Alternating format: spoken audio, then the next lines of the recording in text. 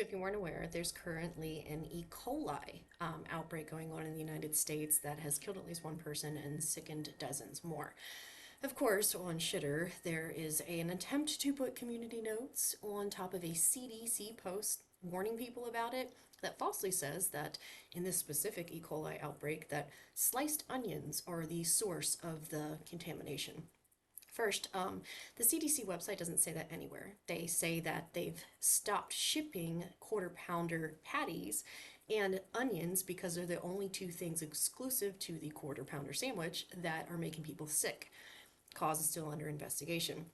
But either way, onions don't naturally produce E. coli. Any contamination of E. coli at the food level is coming from, or at least the vast majority of it, is coming from the cattle industry.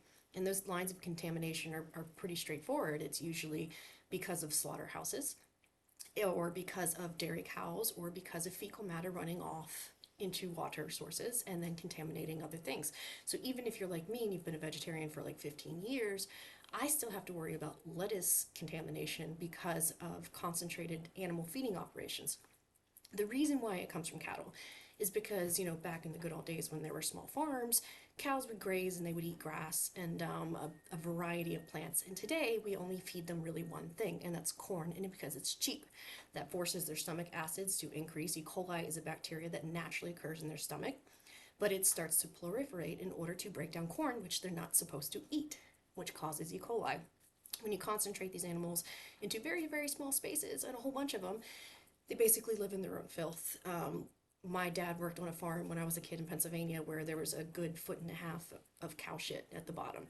And it's disgusting conditions. It needs to be better regulated. This is an argument that we have been trying to make for years because something like 45 million people get food poisoning from food contamination every year in the United States. About 125,000 people are hospitalized, and more than 3,000 people die every single year in this country because of food contamination. That is extremely serious. And what are they doing to address this problem?